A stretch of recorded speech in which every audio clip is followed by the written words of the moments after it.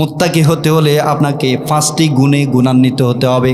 আল্লাহ রাব্বুল আলামিন বলেন, শাহরু রমাদানাল্লাযী উনজিলা ফীহিল কুরআনু হুদাল লিন্নাসি ওয়া বায়্যিনাতিম মিনাল হুদা। আল্লাহু আকবার। আল্লাহ রাব্বুল আলামিন বললেন, এই সেই মাস যেই মাসের মধ্যে আমি কোরআনুল কারীম নাজিল করে দিয়েছি। এই কোরআনুল কারীম আমি কেন নাজিল করলাম? হুদাল লিন্নাস, কারণ এই কিতাব মানুষদেরকে হেদায়েতের পথে নিয়ে যায়। জোরে বলি সুবহানাল্লাহ। শুধু তাই নয়, এই কিতাবটা হলো এমন একটা কিতাব, এমন একটা গ্রন্থ, এই গ্রন্থটা সত্য মিথ্যা পার্থক্যকারী পবিত্র একটি কিতাব। জোরে বলি সুবহানাল্লাহ। তাহলে এই কিতাবটা হলো মানুষের হেদায়েতের জন্য। এই কিতাবটা কি মানুষের হেদায়েতের জন্য। এই কিতাব ছাড়া কেউ কোনোদিন হেদায়েত হতে পারবে? এই কিতাব কার বাণী? নিঃসন্দেহে আল্লাহর বাণী। আল্লাহ যদি হেদায়েত না দান করেন, পৃথিবীর কোনো মানব জাতি শক্তি আছে হেদায়েত করার? প্রিয় ভাইয়েরা, এই সূরাটির নাম সূরাতুল বাকারা।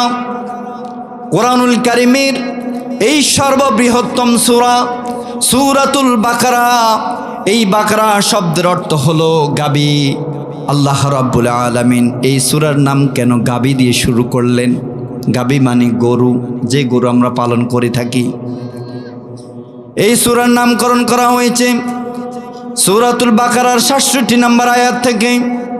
আল্লাহ রাব্বুল আলামিন বললেন, ওয়াইয ক্বালা মূসা লিকাওমিহি ইন্নাল্লাহা ইয়া'মুরুকুম আন তাযবাহু বাকারাহ ক্বালু আতাত্তাখিযুনা হুজওয়া ক্বালা আউযু বিল্লাহি আন আকুনা মিনাল জাহিলিন। আল্লাহু আকবার।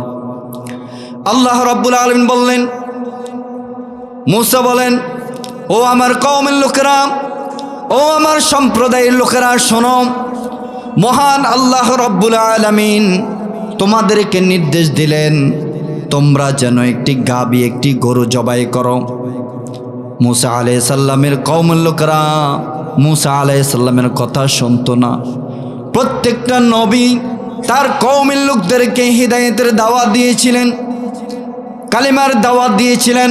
প্রত্যেকটা নবী তার কওমের লোকদের কাছে নির্যাতিত, অপমান, অপদস্থ হয়েছেন। মূসা আলাইহিস সালাম তার কওমের লোকেরা তারা ওই সময় গরুর মূর্তি বানিয়ে এই মূর্তির পূজা করত। এই জন্য মূসা আলাইহিস সালাম তাদেরকে বললেন, মহান আল্লাহ পাক রব্বুল আলামিন ওই জাতিকে বাঁচানোর জন্য বলেছেন, আল্লাহ রাব্বুল আলামিন তোমাদেরকে নির্দেশ দিয়েছেন তোমরা যেন একটি গরু জবাই করো। সুবহানাল্লাহ। ওই দিন মূসা আলাইহিস সালামের কওমের লোকরা তার কথা শুনল না। তারা কি বলল শুনেন। তারা বলল, ক্বালু আতাত্তাখিযুনা হুজওয়া। ও মূসা, তুমি কি আমাদের সাথে ঠাট্টা করো? তুমি কি আমাদের সাথে মশকরা করো?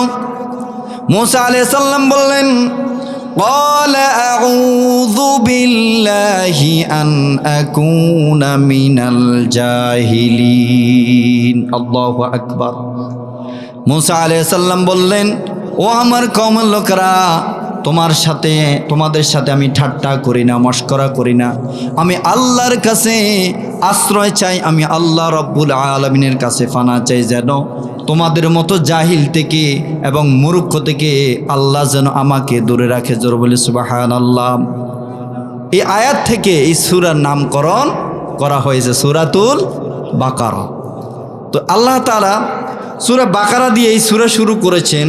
তার মানে এই নয় যে এই সূরা শুরু থেকে শেষ পর্যন্ত শুধু গরুর রচনাই করলেন, না, বরং সে আল্লাহ তাআলা ওই মূসা আলাইহিস সালামের কওমের লোকদের উপরে তিনি তাদের বিরোধিতা করে আল্লাহ রাব্বুল আলামিন এই সূরার নাম সূরাতুল বাকারা দিয়েছেন। সম্মানিত প্রিয় ভাইরা, আয়াতের শানে নজরুল হলো মজিহুল কোরআন উল্লেখে আছে মালিক ইবনে সাইফ নামক জনক ইহুদি পবিত্র কোরআনুল কারীমকে নিয়ে তারা উপহাস করত, ব্যঙ্গ করত। ইহুদিরা তারা বলতো যে আসমানি যে কিতাবগুলো আগে নাজিল করা হয়েছে ওই কিতাবের মধ্যে বর্তমানে যেই কিতাব রয়েছে, যেই কিতাবের নাম উল্লেখ করা হয়েছে এই কোরআন সেই কিতাব নয়। ইহুদিরা তারা বলতে শুরু করলো, কিন্তু আল্লাহ রাব্বুল আলামিন ইহুদিদের জবাব দিতে গিয়ে মহান রব সূরাতুল বাকারা 1 থেকে 5টি আয়াত নাজিল করে দিলেন। জোরে বলে সুবহানাল্লাহ। এই সূরার ফজিলত কি? সূরাতুল বাকারা বৃহত্তম একটি সূরা। আমরা অনেকেই এই সূরা পড়তে পারি না, পড়তে জানি না, জানলে আমরা পড়ি না। এই সূরার কেমন ফজিলত আজকে শুনে যান। আল্লাহ রাসূল সাল্লাল্লাহু আলাইহি সাল্লাম বললেন, লা তাজআলু বুয়ুতাকুম মাকাবিরা ইন্নাশ শাইতানা ইয়ানফিরু মিনাল বাইতিল্লাযী তুকরাউ ফীহি সূরাতুল বাকারা। জোরে বলে আল্লাহু আকবার। আল্লাহ রাসূল সাল্লাল্লাহু আলাইহি সাল্লাম বললেন,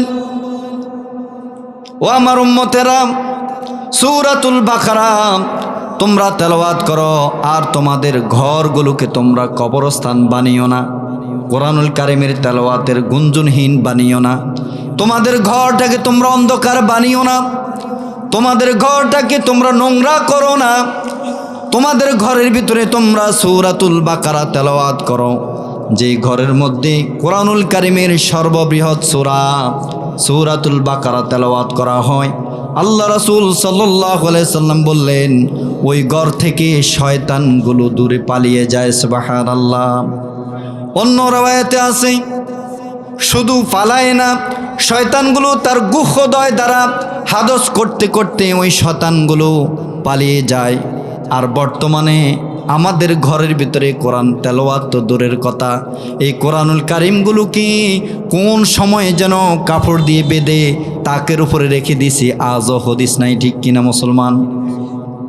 রমজান আসলে কোরআন তেলাওয়াতের হিড়িক পড়ে যা, কে কত খতম দিবে। আবার শ্বশুররা দোকান ফাটে গিয়ে বলে, মাশাল্লাহ আমার ফুতের বউ 5টা খতম দিস, আমার মেয়ে মাশাল্লাহ 7 খতম দিস। দোকান ফাটে আবার আলোচনা হয় কোন মাসে? রমজান মাসে। আর যখন রমজান মাস চলে যায় কোরআনের সাথে সম্পর্ক নাই। তো এই জাতি ধ্বংস হবে না, কোন জাতি ধ্বংস হবে? কোরআনের উপরে আমাদের বিশ্বাস নাই। আমাদের বিশ্বাস হলো তাবিজের মধ্যে। ঘরের সামনে তাবিজ ঝুলিয়ে রাখি, বোতলের ভিতরে তাবিজ ঝুলিয়ে রাখি, 10-15 জন হুজুর দিয়ে ঘর বন্ধ করি। অথচ আল্লাহ রাসূল সাল্লাল্লাহু আলাইহি সাল্লাম বলছেন, যে ঘরের ভিতরে কোরআন তেলাওয়াত করা হয় ওই ঘরের ভিতরে শয়তান, কোনো জিন শয়তান আসতে পারে না। জোরে বলে সুবহানাল্লাহ। ঈমান কত দুর্বল আমাদের, কত দুর্বল ঈমান আমাদের। হযরত আবু উমামা আল বাহিলি রাদিয়াল্লাহু বলেন, আমি রাসূলুল্লাহ সাল্লাল্লাহু আলাইহি সাল্লামকে বলতে শুনেছি, আল্লাহ রাসূল সাল্লাল্লাহু আলাইহি সাল্লাম বললেন, তোমরা সূরাতুল বাকারা, সূরাতুল আলে ইমরান এই 2টি সূরা তোমরা তেলাওয়াত করো। কেন নয়? কিয়ামতের ময়দানে যেই ব্যক্তি এই 2টি সূরা তেলাওয়াত করবে ওই ব্যক্তির পক্ষ হয়ে আল্লাহর কাছে এই 2টি সূরা সুপারিশ করবে। সুবহানাল্লাহ। আল্লাহ রাসূল সাল্লাল্লাহু আলাইহি সাল্লাম বললেন, 2টি নক্ষত্র উজ্জ্বল 2টি সূরা, সূরাতুল বাকারা আর সূরাতুল আলে ইমরান, এই 2টি সূরা তোমরা তেলাওয়াত করো। এই 2টি সূরা কিয়ামতের ময়দানে এক ঝাঁক ফাঁকি হয়ে অথবা সামিয়ানা হয়ে অথবা এক টুকরো মেঘের ছায়া হয়ে কিয়ামতের ময়দানে ফাটকারীর পক্ষ হয়ে আল্লাহর সাথে সুপারিশ করবে। সুবহানাল্লাহ। কত মর্যাদা! আর আজকে আমরা এই কোরআনের প্রতি আমাদের ভালোবাসা নাই। আমাদের ভালোবাসা তাবিজের প্রতি, আমাদের ভালোবাসা ওই যে মাজারের প্রতি, এগুলোর প্রতি আজকে আমাদের ভালোবাসা। আপনি কোরআন তেলাওয়াত করেন, মা বোনদেরকেও বলছি বেশি বেশি কোরআন পড়েন। এটা এমন একটা গ্রন্থ, এমন একটা কিতাব মহান আল্লাহ আমাদের জন্য দিয়েছেন, যেটা পড়লে সওয়াব, যেটা দেখলে সওয়াব, যেটা আমল করলে সব। জোর বলে সুবহানাল্লাহ। এমন একটা গ্রন্থ, এমন একটা কিতাব মহান আল্লাহ রাব্বুল আলামিন আমাদের জন্য নাজিল করে দিয়েছেন, যেই কিতাব ধরলেও সব, যেই কিতাব পড়লেও সব, প্রতিটি অক্ষরে অক্ষরে 10 নেকি করে সব। জোর বলে সুবহানাল্লাহ। আল্লাহ রাব্বুল আলামিন সূরাতুল বাকারার প্রথম যে আয়াত, আল্লাহ রাব্বুল আলামিন বললেন আলিফ লাম মিম, 3টি অক্ষর দিয়ে একটি আয়াত নাজিল করে দিলেন। এই আয়াতের ব্যাখ্যা যদি আজকে আপনাদের সম্মুখীন করি শুধু এই 3টি অক্ষরের, ওয়াল্লাহি আল্লাহর কসম রাতের অর্ধেক চলে যাবে, এটার ব্যাখ্যা কখনো শেষ হবে না। এই 3টি অক্ষর হল হরফে মুকাত্তাআত। আমরা যারা তেলাওয়াত করেছি, পড়েছি, প্রতিটি অক্ষরে 10 নেকি করে 3টি অক্ষর। আল্লাহ তাআলা 3টি অক্ষরে 30 নেকি আমার আপনার আমলনামায় অলরেডি লিখিয়ে দিয়েছেন। জোরে বলে সুবহানাল্লাহ। এই 3টি অক্ষর হলো বিচ্ছিন্ন অক্ষর, এগুলোর অর্থ হয় না, এগুলোকে বলে হরফে মুকাত্তাআত। কোরআনুল কারীমের 29টি সূরার শুরুতেই আল্লাহ তাআলা বিচ্ছিন্ন হরফগুলো দিয়েছেন। কেন দিলেন? ছোট্ট পরিসরে ঘটনাটা বলি। আল্লাহ রাব্বুল আলামিন এই বিচ্ছিন্ন হরফগুলো দিয়ে 29টি সূরার শুরুতে নাজিল করে দিলেন।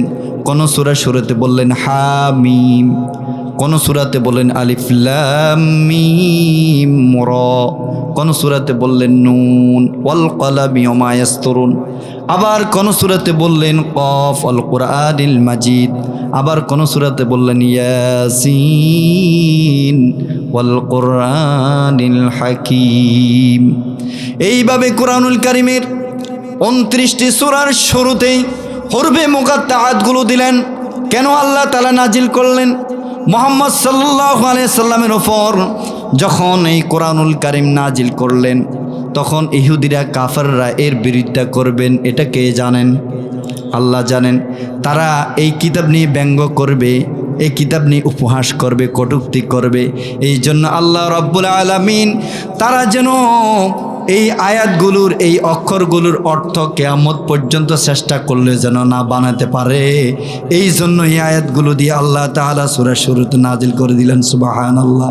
তাহলে 3টি বিচ্ছিন্ন অক্ষর দিয়ে আল্লাহ তাআলা এই সূরা শুরুতে নাজিল করে দিলেন, এগুলোকে বলা হয় হরফে মুকাত্তাআত। কোরআনুল কারীমে মোট 2 প্রকারের আয়াত রয়েছে। কয় প্রকারের? একটু কথা বলিয়েন। 2 প্রকার। কয় প্রকার? 2 প্রকার। 1 নম্বর আয়াত হলো মুহকামাত, যে আয়াতগুলো হলো স্পষ্ট আয়াত। আরেক নম্বর আয়াত হলো মুতাশাবিহাত, যে আয়াতগুলো হলো অস্পষ্ট, যে আয়াতগুলো অর্থ আল্লাহ ছাড়া আর কেউ জানে না। এটা মুখে বললে হবে না। আল্লাহ রাব্বুল আলামিন সূরা আলে ইমরানে ঘোষণা করে দিলেন, প্রমাণ করে দিলেন, হুয়াল্লাযী আনজালা আলাইকাল কিতাবা মিনহু আয়াতুম মুহকামাতুন হুন্না উম্মুল কিতাবি ওয়া উখরু মুতাশাবিহাত ফাআম্মাল্লাযীনা ফী কুলুবিহিম যায়গুন ফায়াত্তাবিউনা মা তাশাবাহা মিনহু ইবতিগাআল ফিতনাতি ওয়া ইবতিগাআ তা'ওয়িলি ওয়া মা ইয়া'লামু তা'ওয়িলাহু ইল্লাল্লাহ ওয়ার রাসিখুনা ফিল ইলমি ইয়াকুলুনা আমান্না বিহি কুল্লুম মিন ইনদি রাব্বিনা ওয়া মা ইয়াযাক্কারু ইল্লা উলুল আলবাব। জোরে বলি আল্লাহু আকবার। আল্লাহ রাব্বুল আলামিন বলেন, হে নবী, আপনার উপর আমি যেই কিতাব নাজিল করে দিলাম, এই কিতাবের 2 প্রকারের আয়াত রয়েছে। 1 প্রকারের আয়াত হলো মুহকামাত, যেগুলো হলো স্পষ্ট আয়াত, যেগুলোর অর্থ আমরা ব্যাখ্যা করলে আমরা জানি। এগুলো হলো বেসিক আয়াত কোরআনের। যেমন আল্লাহ তাআলা বলছেন ওয়াকিমুস সালাত, সালাতের অর্থ হলো তোমরা সালাত কায়েম করো, এর ব্যাখ্যা আমরা বুঝলাম, অর্থ বুঝলাম। এরপরে বললেন ওয়াতুজ যাকাত, তোমরা যাকাত কায়েম করো, তার মানে এগুলো হলো বেসিক আয়াত। আর অন্য আয়াতগুলো হলো মুতাশাবিহাত, যে আয়াতগুলোর কোনো ব্যাখ্যা পৃথিবীর কোনো মানব জাতি জানে না, যে আয়াতগুলোর ব্যাখ্যা একমাত্র আল্লাহ রাব্বুল আলামিন জানেন।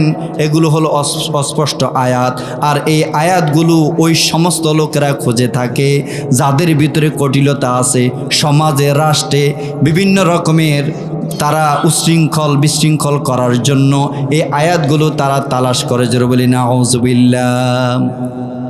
প্রিয় ভাইরা, তাহলে এই আয়াত আল্লাহ রাব্বুল আলামিন এটা হরফে মুকাত্তাআ দিয়েছেন। কোরআনুল কারিমে আপনার 29টি সূরার শুরুতে এই আয়াতগুলো দিয়েছেন। এগুলো অর্থ আমরা কখনো খোঁজার চেষ্টা করব না। আমরা এটার উপরে কি করব? ঈমান আনবো, এটার উপরে ঈমান আনবো। এটাই হচ্ছে আমাদের করণীয়।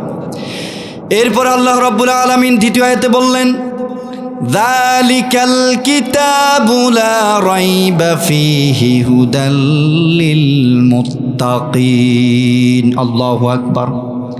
আল্লাহ রাব্বুল আলামিন বললেন জালিকাল কিতাব, জালিকা দ্বারা উদ্দেশ্য করা হলো এটা ওটা, দূরবর্তী নিকটবর্তীকে বোঝানোর জন্য জালিকা ব্যবহার করেছেন। মুফাসসিরিনগণ বললেন জালিকা দ্বারা ওইটাই বুঝিয়েছেন যে পূর্ববর্তী যেই কিতাবগুলো নাজিল করে দিয়েছেন, যেমন তাওরাত, জবুর, ইনজিল, এই কিতাবগুলোকে জালিকা দ্বারা বোঝানো হয়েছে। আবার কিছু মুফাসসিরগণ বললেন জালিকা দ্বারা বোঝানো হয়েছে কারণ এই কোরআনুল কারীম লাউহে মাহফুজে সংরক্ষিত লিপিবদ্ধ, তাই এই কোরআনুল কারীমকে বোঝানোর জন্য জালিকা ব্যবহার করা হয়েছে।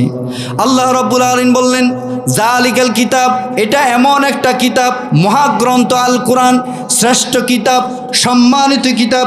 আল্লাহ রাব্বুল আলামিন বললেন বাল হুয়া কুরআনুম মাজিদ ফি লাউহিম মাহফুজ। আল্লাহু আকবার। আল্লাহ রাব্বুল আলামিন বললেন বরং এটা সম্মানিত কিতাব। এই ঘোষণা কে দিলেন? আল্লাহ বলেন এটা সম্মানিত কিতাব, এটা লাউহি মাহফুজে লিপিবদ্ধ। এই কোরআনকে যারা অবমাননা করবে, অপদস্থ করবে, এই কোরআনকে যারা বিকৃত করবে, এই কোরআনকে যারা নিজের মুখের ফুৎকার দিয়ে এই কোরআনকে নিভিয়ে দিতে চাইবে, আল্লাহ রাব্বুল আলামিন তাদের জীবনের আলো তিনি আজীবনের জন্য নিভিয়ে দিবেন। সুবহানাল্লাহ। এই কোরআনের বিরোধিতা যারাই করবে, যে নাস্তিকরা করবে, যে মুনাফিকরা করবে, এই কোরআনের বিরোধী, তাদেরকে আল্লাহ তাআলা জমিন থেকে উৎখাত করতে কিঞ্চিত পরিমাণ সময় আল্লাহ লাগবে না। ঠিক কিনা প্রিয় ভাইরা? সম্মানিত ভাইরা, তাহলে এই কোরআন হলো সম্মানিত কিতাব।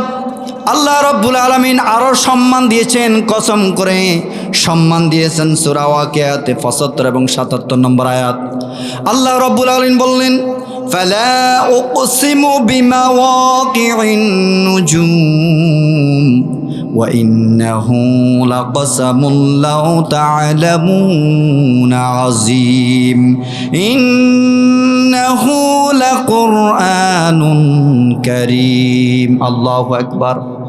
আল্লাহ রাব্বুল আলামিন বললেন ফালা উকসিমু বিমাওয়াকিন নুজুম। আল্লাহ রাব্বুল আলামিন বললেন ওই তারকার কসম করে আমি বলছি যেই তারকাগুলো অস্তমিত হয়ে যায়, ওই তারকার কসম দিয়ে আমি বলছি। আর এটা হলো একটা মহা শপথ, একটা মহা কসম। যদি তোমরা জানতে ইন্নাহু লাকুরআনুন কারীম, এটা হলো সম্মানিত একটি কিতাব, কোরআনুল কারীম। সুবহানাল্লাহ। আল্লাহ সম্মান দিচ্ছে এই কোরআনের। আজকে এই কোরআন থেকে আমরা দূরে সরার কারণে আজকে আমাদের এই দুরবস্থা। যারা এই কোরআন থেকে দূরে সরে যাবেন, ওয়াল্লাহি আল্লাহর কসম দিয়ে বলি, আপনি ধ্বংস হয়ে যাবেন। আপনার রুজি থাকবে না, আপনার বরকত কমে যাবে, আপনি ব্যবসা করবেন, ব্যবসা শান্তি পাবেন না কোরআন থেকে যদি আপনি দূরে সরে যান। কারণ এই কোরআন হলো হুদাল লিন্নাস, এটা মানুষদেরকে হেদায়েত দান করবে। এই কোরআন মানুষদেরকে পথ দেখাবে। এই কোরআন থেকে দূরে সরার কোনো ইখতিয়ার আমাদের নাই। সম্মানিত প্রিয় ভাইয়েরা, এই কোরআনুল কারীম হলো এমন একটা কিতাব, পবিত্র কোরআনুল কারীম মানব বিজ্ঞানের মধ্যে যত কিতাব রয়েছে সবচেয়ে সেরা কিতাব হলো কোরআনুল কারীম, যাকে বলা হয় উম্মুল কিতাব, কোরআনের জননী। সুবহানাল্লাহ বলবেন না? যাকে বলা হয় কোরআনের জননী, উম্মুল কিতাব। আল্লাহ রাব্বুল আলামিন বললেন ونزلنا عليك الكتاب تبيانا لكل شيء وهدى ورحمة وبشرى للمسلمين الله أكبر বললেন আমি আপনার উপর যেই কিতাব নাজিল করে দিলাম এই কিতাবের মধ্যে সব কিছু আমি আল্লাহ স্পষ্ট হিসাবে বর্ণনা করে দিলাম। শুধু তাই নয়, এই কোরআনুল কারিমের মধ্যে রয়েছে রহমত, এই কোরআনুল কারিমের মধ্যে রয়েছে হিদায়াত এবং সমস্ত মুসলমানদের জন্য রয়েছে সুসংবাদ। সুবহানাল্লাহ। মুসলমানদের জন্য কি রয়েছে? সুসংবাদ। সেই সুসংবাদগুলো কি আমরা শুনবো ইনশাআল্লাহ? মনোযোগ দিবেন ইনশাআল্লাহ। কেমন? আল্লাহ রাব্বুল আলামিন বললেন এই কিতাব হলো শ্রেষ্ঠ কিতাব। এই কিতাবের সাথে যারা বেয়াদবি করবে, যারা এই কিতাবকে ধ্বংস করতে চাইবে, তারাই দুনিয়া থেকে ধ্বংস হয়ে যাবে। এই কিতাবকে কেউ ধ্বংস করতে পারবে না, কারণ এই কিতাবের সংরক্ষক দায়িত্ব আমি আল্লাহ নিজে নিয়েছি। সুবহানাল্লাহ। আল্লাহ রাব্বুল আলামিন বললেন ইন্না নাহনু নাযালনা যিকরা ওয়া ইন্না লাহু লাহাফিজুন। আল্লাহ রাব্বুল আলামিন বললেন এটা সম্মানিত কিতাব, আমি এই কোরআন নাজিল করেছি, আমি আল্লাহ এই কোরআনের দায়িত্ব আমি আল্লাহ নিয়েছি। জোর বলি সুবহানাল্লাহ। এই জন্য কোরআনের সাথে যারা বেয়াদবি করবে তারাই দুনিয়া থেকে ধ্বংস হয়ে যাবে। ঠিক কিনা মুসলমান? কোরআনের সাথে বেয়াদবি করা যাবে? আমরা তো কোরআনের সাথে বেয়াদবি করি। কেমনে করি? আমরা সরাসরি করি না। যারা এই কোরআনের বার্তা আপনাদের কাছে পৌঁছে দিচ্ছে, আপনাদের শরীরের ভিতরে, আপনাদের মস্তিষ্কের ভিতরে যারা কোরআনকে ঢুকাচ্ছে, আজকে আমরা তাদের বিরোধিতা করতেছি, তাদেরকে জেলে ঢুকাচ্ছি, তাদেরকে নির্যাতন করতেছি, তাদেরকে অপমান অপদস্থ করতেছি, তাদেরকে উলঙ্গ করতেছি। এরকম বেয়াদবি আমরা করার কারণে এই জাতির উপর আল্লাহ তাআলা গজব ঢেলে দিয়েছে।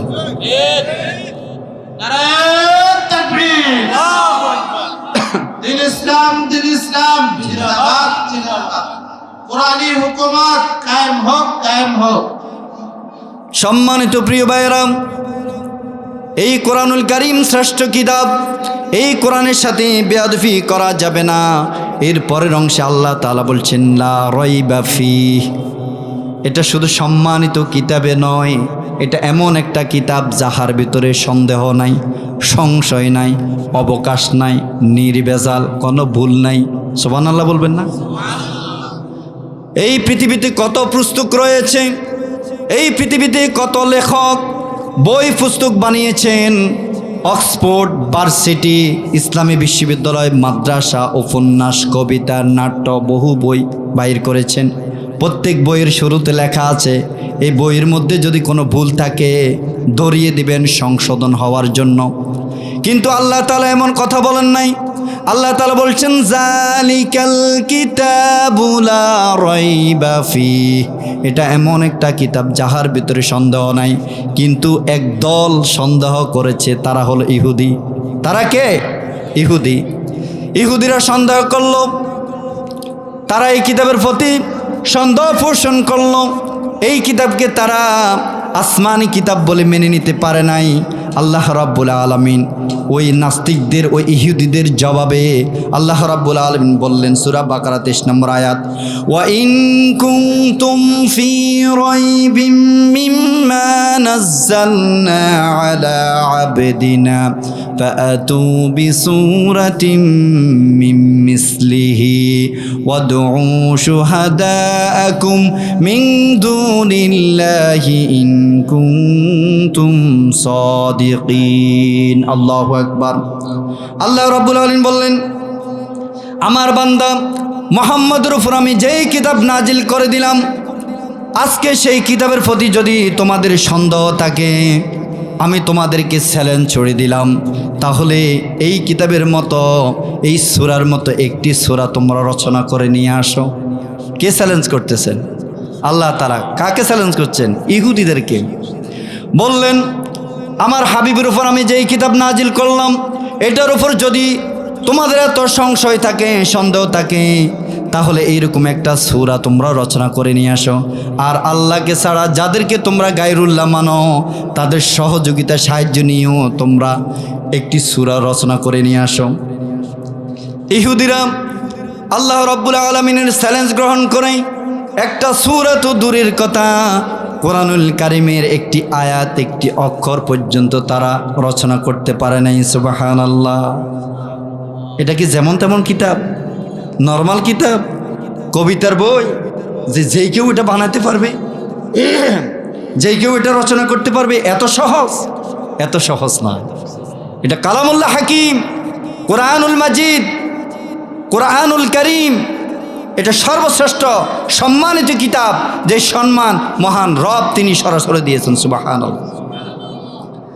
সম্মানিত ভাইয়েরা, এই আয়াতের শেষের অংশে বলছেন হুদাল্লিল মুত্তাকিন। প্রথম বলছেন এটা সম্মানিত কিতাব, এরপরে বললেন এটার ভিতরে কোনো সন্দেহ নাই, এখন বললেন হুদাল্লিল মুত্তাকিন। এটা হচ্ছে মুত্তাকিদের জন্য পথ প্রদর্শক। সুবহানাল্লাহ। মুত্তাকিদের জন্য কি? পথ প্রদর্শক, হেদায়াত এই কিতাব। সম্মানিত ভাইয়েরা, তাহলে এই কিতাব হলো সর্বশ্রেষ্ঠ কিতাব। আর এই কিতাবের ভিতরে যারা মন মানসিকতা নিয়ে সহি নিয়তে কোরআনুল কারীমের ভিতরে প্রবেশ করবে, আল্লাহ রাব্বুল আলামিন তাদেরকে খাঁটি মুমিন বান্দা হিসেবে বের করে দিবেন। সুবহানাল্লাহ। পাশ্চাত্য পণ্ডিত ডক্টর মরিস বুকাইলি, তিনি একজন পণ্ডিত, জ্ঞানী, নাস্তিক। এই কোরআনুল কারীমকে ভুল ধরার জন্য কোরআনুল কারীম শিখলেন। আর শিখতে গিয়ে যখন দেখলেন কোরআনের আয়াতগুলো মণিমুক্তার মতো, তাসবিহ ছড়ার মতো একটার পর একটা কত সুন্দর গাঁথনি দিয়ে আল্লাহ সৃষ্টি করেছেন, ডক্টর মরিস বুকাইলি এই কোরআনুল কারীম যতই সামনের দিকে আগায় ততই যেন তার ঈমান বৃদ্ধি হয়ে যায়। সুবহানাল্লাহ। ডক্টর মরিস বুকাইলি কোরআনুল কারীমের ভুল ধরতে গিয়ে অবশেষে কোরআনুল কারীম যখন এই কোরআনুল কারীম ঘাটাঘাটি করলো, শেষ পর্যায়ে ডক্টর মরিস বুকাইলি পড়তে বাধ্য হলো লা ইলাহা ইল্লাল্লাহু মুহাম্মাদুর রাসূলুল্লাহ। আল্লাহু আকবার। ডক্টর মরিস বুকাইলি শেষ পর্যায়ে তিনি মুসলমান হয়ে গেলেন। তাহলে এই কোরআন ধরলে সব আছে না নাই? পড়লে সব আছে না নাই? ধরবেন? পড়বেন নাকি শুধু রমজান মাসে পড়ব আর বাকি এক বছর জন্য থাকুক, গিলা বাধা অবস্থায় থাকুক নাকি? বিশ্বাস করেন, কোরআন এমন একটা জিনিস, এমন একটা রহমত, এমন একটা কিতাব, এটা আপনি যেদিন পড়বেন না ওই দিন দেখবেন আপনার কোনো বিপদ আসবে না। ওই দিন আপনার কাছে এত ফুর্তি, এত আনন্দ লাগবে। বিশেষ করে সূরাতুল বাকারা, সূরা আলে ইমরান, সূরা ইয়াসিন, এগুলো পড়বেন, আপনার কাছে আনন্দ লাগবে, আপনার টেনশন আল্লাহ দূর করে দিবেন। সম্মানিত ভাইয়েরা, এই জন্য আল্লাহ তাআলা বলছেন যালিকাল কিতাবু লা রাইবা ফীহি হুদাল লিল মুত্তাকিন। এটা এমন একটা কিতাব যাহার ভিতরে সন্দেহ নাই, সংশয় নাই। এটা মুত্তাকিদের জন্য হেদায়াত। কার জন্য? হেদায়াত। এবং মুত্তাকি কারা? 5টি গুণে গুণান্বিত হতে হবে, আপনাকে তাকওয়া অর্জন করতে হবে। তাকওয়াবান কারা? তাকওয়াবান হলো ওই ব্যক্তিরা যারা রাতে, দিনে, গোপনে, প্রকাশ্যে, রাতের গভীরে সব সময় একজনকে ভয় করে। তিনি কে? যারা আল্লাহকে ভয় করে তারাই হলো তাকওয়াবান। যার সামনে কোটি কোটি টাকার কাজ এসেছে, সেই টাকা আত্মসাৎ না করে সেই যদি মনে মনে চিন্তা করে যে আমি আল্লাহকে ভয় করি, তাহলে সেই হলো তাকওয়াবান। কিন্তু টাকার কাছে তো আমাদের তাকওয়া চলে যায় না? যদি 10 লক্ষ টাকা আসে কাজের জন্য, 8 লক্ষ টাকা নাই, বাকি আছে কয় লাখ? এই 2 লাখ, এরপরে মেম্বার, এরপরে দিয়ে আপনার নেতা খেতা আসা পর্যন্ত, লাস্ট পর্যন্ত আপনার এটি 10-15 হাজার থাকে। এবার এটা দিয়ে কোনো মতনই টুটাফাটা করি, এই দিয়ে কাজ করি, বাঁচতে। আবার কয়দিন পরে দেখা যাচ্ছে মুরগা ঠোকরাই ওই দিয়ে ফিস উড়াইলে, হাঁসের ঠোকরায় ফিস উড়াইলা। আর কত আমাদেরকে ঠকাবে। আল্লাহর ধরা বড় ধরা। আল্লাহ কাউকে সম্মান দেন, আবার কাউকে সম্মানের চেয়ার থেকে বেজ্জিতি করে জমিনের মধ্যে নিচে নামিয়ে দেন। ঠিক কিনা প্রিয় ভাইরা? বেয়াদবি করা যাবে না, আত্মসাৎ করা যাবে না। তাকওয়াবান হতে হলে আপনাকে 5টি গুণে গুণান্বিত হতে হবে। 1 নাম্বার, মুত্তাকিদের তাকওয়া হলো, আল্লাহ রাব্বুল আলামিন বললেন, পরের আয়াতের প্রথম অংশ বললেন, আল্লাযীনা ইউমিনুনা বিল গায়ব। আপনাকে যদি তাকওয়াবান মুত্তাকি হতে হয় তাহলে আপনাকে 1 নাম্বার কাজ করতে হবে, আপনাকে গায়েবের প্রতি ঈমান আনা লাগবে। কার প্রতি? মূল আলোচনাগুলো এখন আসছে, কিন্তু সময় তো কম, আলোচনা কিন্তু মানে বিশাল। 1 নম্বর কি? গায়েবের প্রতি ঈমান আনা লাগবে। এবার গায়েব কি?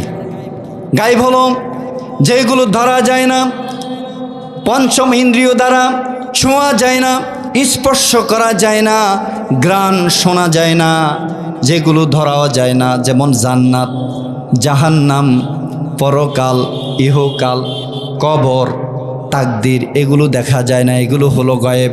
আর এই গায়েবের প্রতি যারা বিশ্বাস করবে তারাই হলো মুত্তাকি। জোরে বলি সুবহানাল্লাহ। জান্নাত দেখি নাই, জাহান্নাম দেখি নাই, মালাইকা দেখি নাই, আমরা যেহেতু দেখি নাই এগুলো কিন্তু বিশ্বাস করেছি। আল্লাহকেও দেখি নাই কিন্তু বিশ্বাস করেছি। মুহাম্মদ সাল্লাল্লাহু আলাইহি ওয়াসাল্লামকেও আমরা দেখি নাই কিন্তু বিশ্বাস করেছি। এই গায়েবের প্রতি যারা বিশ্বাস স্থাপন করবে তারাই হলো মুত্তাকি। জোরে বলি সুবহানাল্লাহ।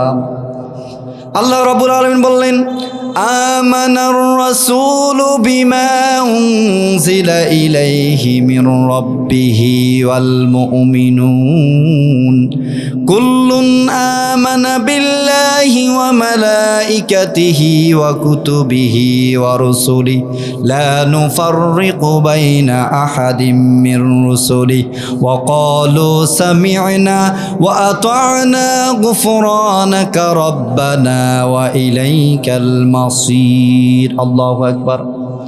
এই গায়েবের প্রতি শুধু আমরাই বিশ্বাস করব না, নবী মুহাম্মদ সাল্লাল্লাহু আলাইহি সাল্লামও গায়েবের প্রতি বিশ্বাস করেছেন। আল্লাহ রাব্বুল আলামিন বললেন, ও আমার নবী, আমি তোমার প্রতি যেই কিতাব নাজিল করে দিলাম সেই কিতাবের প্রতি তুমি বিশ্বাস স্থাপন করো, ঈমান আনো। রাসূল সাল্লাল্লাহু আলাইহি সাল্লামও ঈমান আনলেন, মুত্তাকিরও ঈমান আনলেন, মুত্তাকিরা ঈমান আনলেন রাসূলের প্রতি, মুত্তাকিরা ঈমান আনলেন কিতাবের প্রতি, মুত্তাকিরা ঈমান আনলেন মালাইকার প্রতি, এবং আল্লাহর প্রদত্ত যত নবী রাসূলগণ ছিল মুত্তাকিরা কখনো তাদেরকে পার্থক্য করেনি। এরাই হলো প্রকৃত মুত্তাকি। যারা বলে সুবহানাল্লাহ। গায়েবের প্রতি ঈমান আনা লাগবে প্রিয় ভাইরা। তাহলে মুত্তাকিদের দ্বিতীয় গুণ হলো, আল্লাহ রাব্বুল আলামিন বলছেন, আল্লাযীনা ইউমিনুনা বিল গায়ব ওয়া ইউকিমুনাস সালাত। মুত্তাকিদের দ্বিতীয় গুণ হলো সালাত কায়েম করা। এই সালাত শুধু আমাদের উপরে ফরজ ছিল না, এই সালাত পূর্ববর্তী নবীদের উপরও ফরজ ছিল। হয়তো রাকাতের দিক দিয়ে কিছু কম বেশি ছিল, কিন্তু পূর্ববর্তী নবীদের উপরও এই সালাত ফরজ হয়েছিল। ঠিক কিনা মুসলমান? নবী মুসা আলাইহিস সালাম আল্লাহ রাব্বুল আলামিন নবুয়তের দায়িত্ব যখন দিলেন, গভীর রাতে তুয়া পাহাড়ের ভিতরে, তুয়া প্রান্তরে আল্লাহ রাব্বুল আলামিন সালাতের বিধান দিয়ে তিনি বলে দিলেন, ইন্নানি আনাল্লাহ লা ইলাহা ইল্লা আনা ফা'বুদুনি ওয়া আকিমিস সালাতা লিযিকরি। সুবহানাল্লাহ। আল্লাহ রাব্বুল আলামিন বললেন, ইন্নী আনাল্লাহ, আমি আল্লাহ, লা ইলাহা ইল্লা আনা ফা'বুদুনি, আমি আল্লাহ ব্যতীত আর কোনো ইলাহ নাই, কোনো মাবুদ নাই। ও আমার বান্দা, পাবুদনি, তুমি আমার গোলামি করো, আমার ইবাদত করো। ওয়াকিমিস সালাতা লিযিকরি, এবং আমার শরণার্থে সালাত প্রতিষ্ঠা করো। জোরে বলে সুবহানাল্লাহ। প্রিয় ভাইয়েরা, সালাত প্রতিষ্ঠা করা লাগবে। সালাত পড়ার জন্য আদেশ দেওয়া হয় নাই, সালাত প্রতিষ্ঠা করার জন্য আদেশ দেওয়া হয়েছে। সালাত আপনাকে প্রতিষ্ঠা করতে হবে। আপনাকে ব্যক্তি জীবনে আপনাকে নামাজ প্রতিষ্ঠা করা লাগবে। শুধু আপনি নামাজ পড়লে হবে না, প্রতিষ্ঠা করা লাগবে। প্রতিষ্ঠা কেমন? এই প্রতিষ্ঠা করলে আপনার লাভ আছে। আল্লাহ রাব্বুল আলামিন বললেন, আকিমিস সালাতা ইন্নাস সালাতা তানহা আনিল ফাহশাই ওয়াল মুনকার।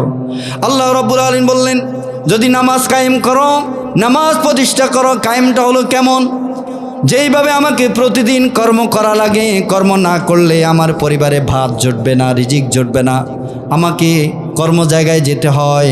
এইভাবে প্রতিদিন যেভাবে আমার এটা নিয়ম হয়ে যায়, নামাজটা এমনভাবে নিয়ম করতে হবে যে যতদিন দুনিয়াতে বেঁচে থাকবো ততদিন পর্যন্ত যেন এই নামাজ আমার জীবন থেকে ছুটে না যায়। এটাই হলো নামাজ কায়েম। ঠিক কিনা মুসলমান?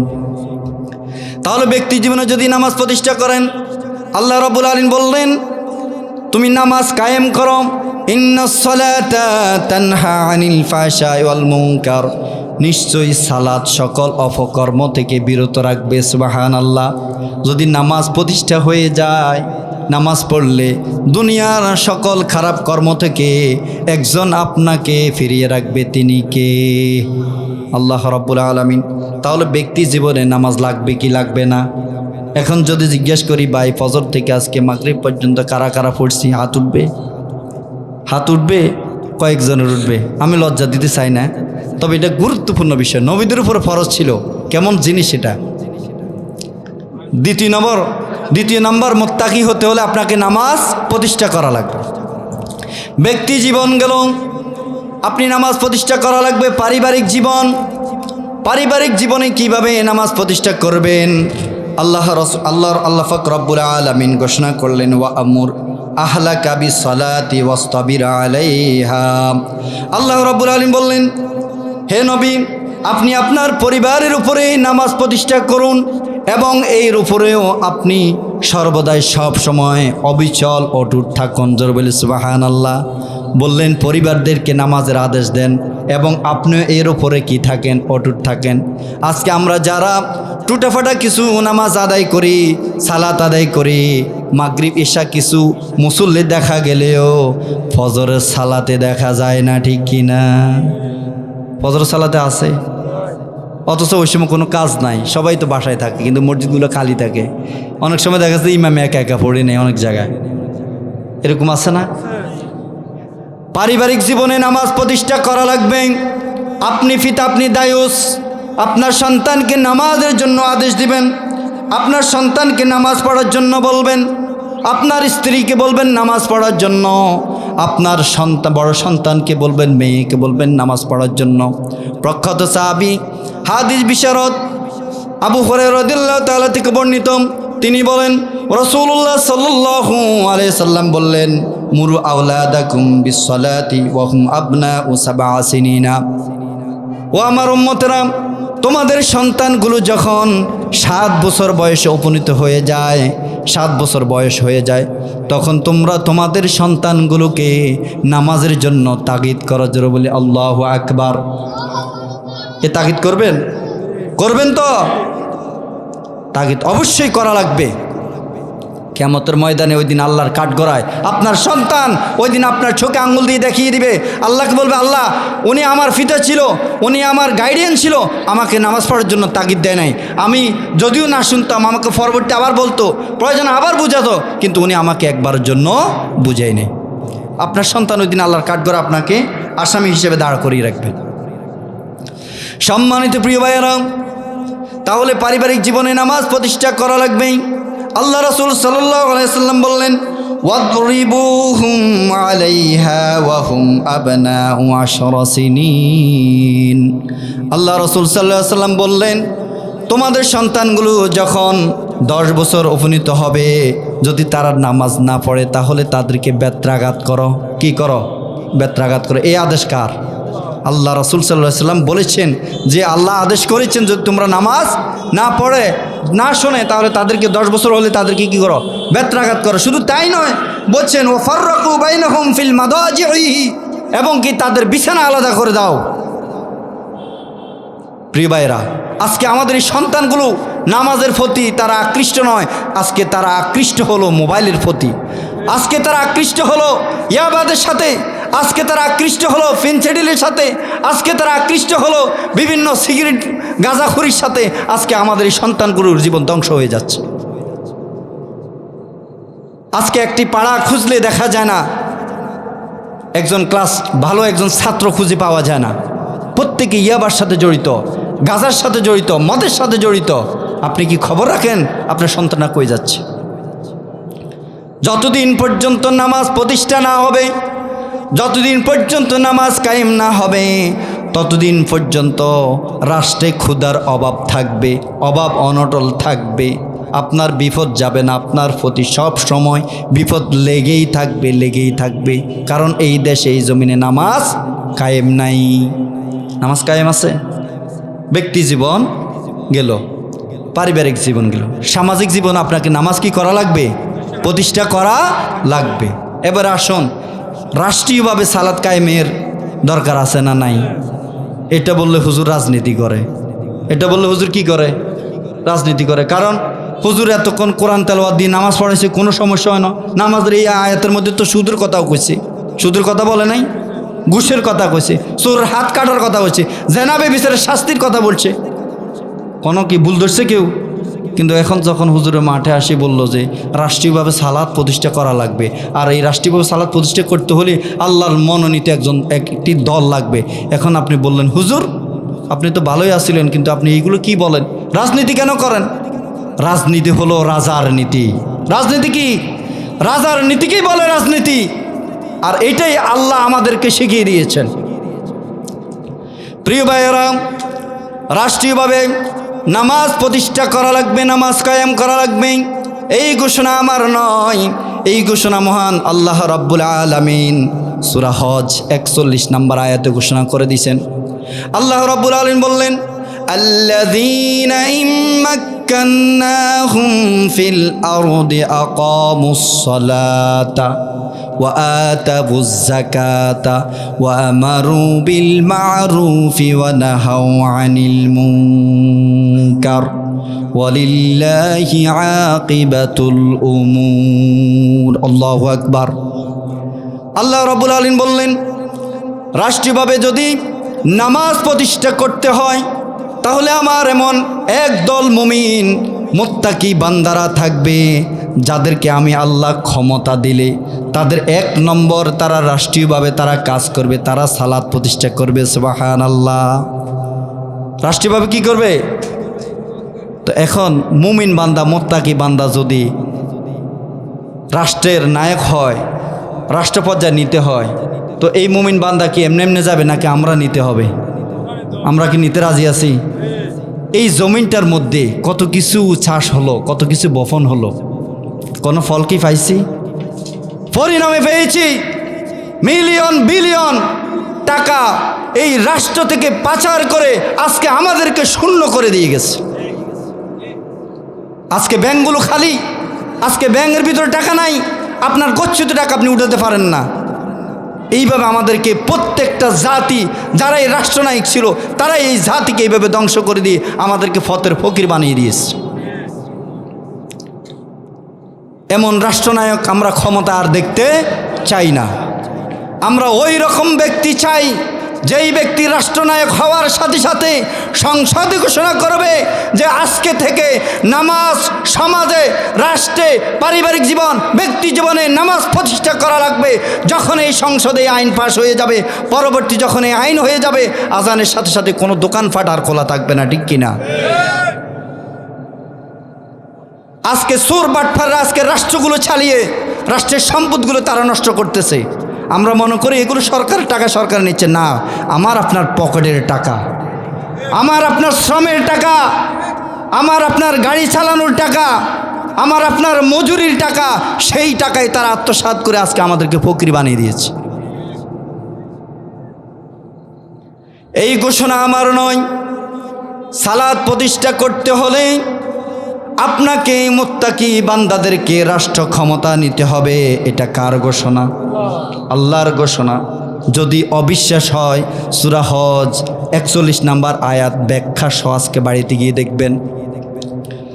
আল্লাহ রাব্বুল আলামিন বললেন, যারা রাষ্ট্রনায়ক হবে আমার মুত্তাকি বান্দারা, যাদেরকে আমি ক্ষমতা দিলে তারা রাষ্ট্রনায়ক হবে, তাদের প্রধান কাজ হবে তারা আকিমুস সালাত, সালাত প্রতিষ্ঠা করবে। সুবহানাল্লাহ।